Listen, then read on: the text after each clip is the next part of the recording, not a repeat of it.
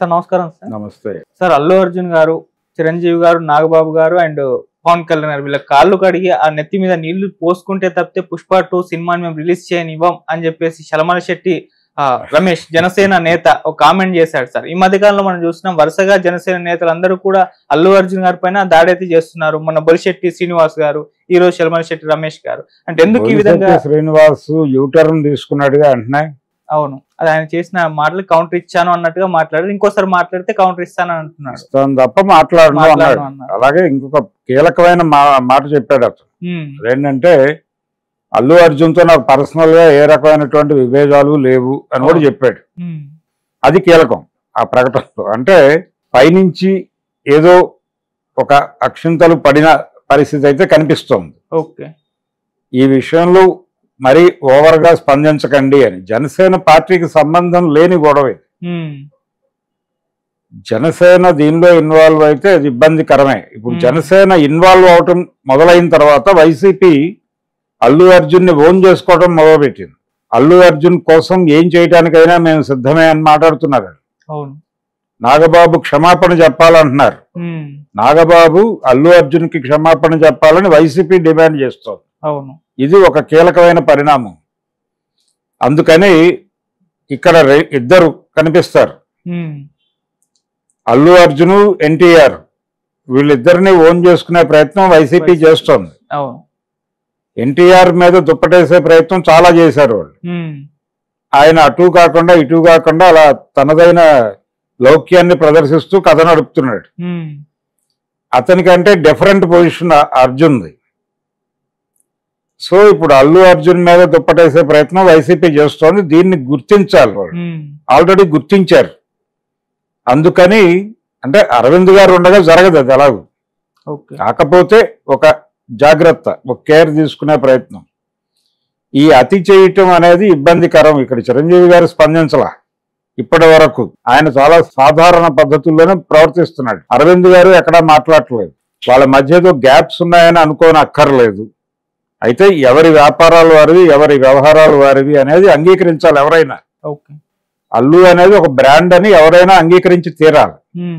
ఎందుకంటే చిరంజీవి గారు ఇండస్ట్రీకి వచ్చేసరికి వాళ్ళకి 5 శతదినోత్సవ చిత్రాలు ఉన్నాయనే విషయాన్ని గుర్తించాలి. అందులో ఒకటి యావరేజ్ సినిమా అయి ఉండొచ్చు, మా ఊళ్ళో మహాశివుడు యావరేజ్ అయి ఉండొచ్చు, కానీ బంగారు పథకం, గౌరవం, బంట్రోతు భార్య, తర్వాత దేవుడే దిగి వస్తాయి, ఆ 4 హిట్ మూవీలే. దేవుడే దిగి వస్తే చాలా భారీ లెవెల్లో ఆడింది. అలా మా ఊళ్ళో మహాశివుడు కూడా అబోవ్ యావరేజ్ సినిమాని, దాని మీద పెట్టిన పెట్టుబడికి మంచి లాభాలు తెచ్చిన సినిమాని. చిరంజీవి గారు ఎంటర్ అయ్యే నాటికి వాళ్ళ కండిషన్ అది. అల్లు రామలింగ గారు చాలా పెద్ద స్టార్ అప్పటికి, గుర్తింపు పొందినటువంటి నటుడు ఆయన. ఆయన హీరో కాకపోవచ్చు గాక, ఒక క్యారెక్టర్ ఆర్టిస్ట్ గా, కమెడియన్ గా ఆయనకు ఒక ఇమేజ్ ఉంది. సో ఆ ఇమేజ్ మీద బిల్డ్ అయినటువంటి జీవితాలు వాళ్ళు, అరవింద్వి, అర్జున్ది. వాళ్ళని చిరంజీవి గారి క్యాంపులో ఎలా వేస్తారు? అది తప్పు కదా. అలా కోరుకోవటం కూడా తప్పే. అతను ఇండివిజువల్ హీరోగా ఉండి అతనికి ఇవ్వాల్సిన గౌరవం అతనికి ఇస్తే అతను కూడా వీళ్ళకి ఇవ్వాల్సిన గౌరవం ఇస్తాడు. అలా ఒక మ్యూచువల్ అండర్స్టాండింగ్ మీద కథ నడపాలి. ఇప్పుడు ఆ రోజున కూడా ఎందుకన్నాడు ఆ మాట అతను?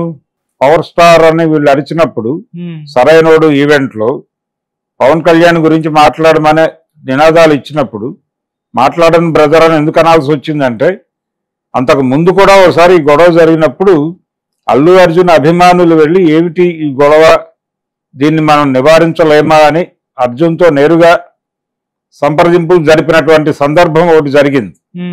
అందుకని ఆయన మాట అన్నాడు ఆ రోజు. అలాగని పవన్ కళ్యాణ్ని కానీ లేకపోతే చిరంజీవిని కానీ వ్యక్తిగతంగా క్రిటిసైజ్ చేసిన సందర్భాలు ఏమీ లేవు. అల్లు అర్జున్ పవన్ కళ్యాణ్ని గెలిపించమని ట్వీట్ చేశాడు. అలాగే శిల్పారవిని గెలిపించమని ట్వీట్ చేసుంటే మేము ఇంత దాకా వచ్చేవాళ్ళం కాదు అని ఒక స్థాయి జనసేన నాయకులు మాట్లాడుతున్నారు మీడియాలోకి వచ్చి. అతని ఆ స్నేహబంధంతో వెళ్ళాడు అక్కడికి. పవన్ కళ్యాణ్ జగన్మోహన్ రెడ్డిని తిడుతుండగానే చిరంజీవి గారు వెళ్ళి జగన్మోహన్ రెడ్డిని కలిశారుగా. మరి చిరంజీవిని ఎందుకు ట్రాల్ చేయట్లా? అల్లు అర్జున్ ఎందుకు టార్గెట్ చేస్తున్నారు? చిరంజీవి పైగా జగన్మోహన్ రెడ్డి పాలన బాగుందని ఒక కితాబు కూడా ఇచ్చాడు. ఇంకా ఇతను జగన్మోహన్ రెడ్డి పేరు మాట్లాడాల.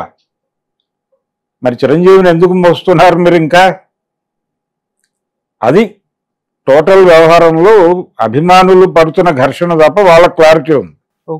కాకపోతే మధ్య మధ్యలో ఆ పెట్రోల్ మండుతోంది.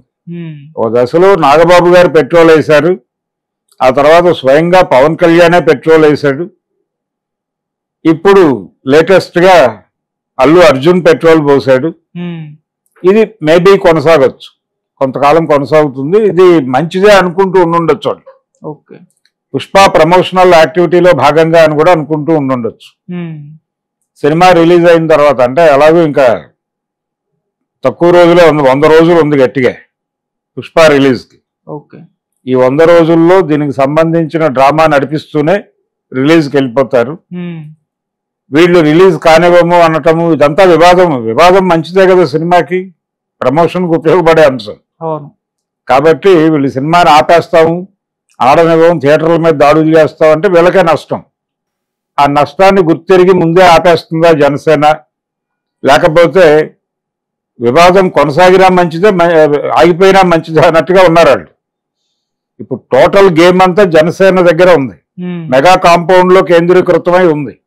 వాళ్ళకేం సంబంధం లేదు, వాళ్ళకి జరిగినా మంచిదే జరగకపోయినా మంచిదే. సో ఇప్పుడు ఎలా వెళ్ళాలి అనేది నిర్ణయించుకోవాల్సింది మెగా కాంపౌండ్. మెగా కాంపౌండ్ లో చిరంజీవి గారు వేలు పెట్టడం, ఆయన లౌక్యంలో ఆయన ఉంటాడు. సో వీళ్ళు ఇప్పుడు ఇమ్మీడియట్ గా తగ్గటం మంచిది, తగ్గి వదిలేసి వాళ్ళేదో వాళ్ళు అనుకోవడం మంచిది. ఎప్పుడైతే వీళ్ళు మావాడు అనుకున్నవాడు మావాడు కాడు ఈ పద్ధతిలో ట్వీట్ చేశాడు నాగబాబు, వాళ్ళు ఒక అడుగు ముందుకేసి అసలు అల్లు రాలంగే లేకపోతే నాగబాబు ఎక్కడో సైకిల్ షాప్ లో పంచర్లు వేసుకునేవాడు అని మాట్లాడారు. తప్పే. అల్లు రాలంగే మీద ఆధారపడి చిరంజీవి ఎదగలేదు.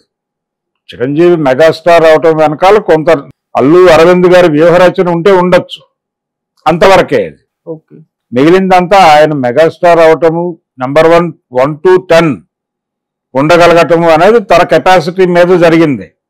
అలాగే ఇప్పుడు అల్లు అర్జున్ కూడా అర్జున్కి పెట్టడం కోసం కొన్ని పత్రికలు ప్రయత్నించినాయి. అప్పుడు అరవింద్ గారు ఫోన్లు చేసి చెప్పాడు అది వాడకండి అని. అది వాడకండి అని అరవింద్ గారు ఫోన్లు చేసి చెప్పిన విషయం తెలుసు నాకు. ఎందుకు వాడద్దు అన్నాడు, త్వరలో రామ్ చరణ్ ప్రవేశం ఉంటుంది, ఇది అక్కడ వాడితే యాప్టు, ఇతనికి పెట్టద్దు అని చెప్పాడు ఆయన. అందుకని ఈ లెవెల్ జాగ్రత్తలు వాళ్ళు మొదటి నుంచి తీసుకుంటున్నారు. ఇప్పుడు కూడా ఆ జాగ్రత్తలు తీసుకోగలిగితే వీళ్ళకే మంచిది, తీసుకోకుండా దూకుడుగా వ్యవహరించినా వాళ్ళకే మంచిది. అది. సో మెగా కుటుంబం లేకపోతే మెగా అభిమానులు వాళ్ళే బదనాం అవుతారు ఈ ఎపిసోడ్లో. అల్లు ఫ్యామిలీకి కానీ అల్లు అర్జున్ అభిమానులకు కానీ అల్లు అర్జున్కి పర్సనల్గా కానీ జరిగే లాస్ అయితే ఏముండదు.